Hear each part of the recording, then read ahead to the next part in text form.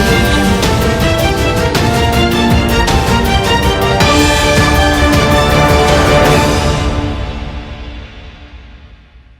శ్రీ ఎం Raghuprasad additional commissioner sanitization గారు Hayath Nagar circle యందు sanitation ఆకస్మిక తనిఖీలు నిర్వహించడం జరిగింది.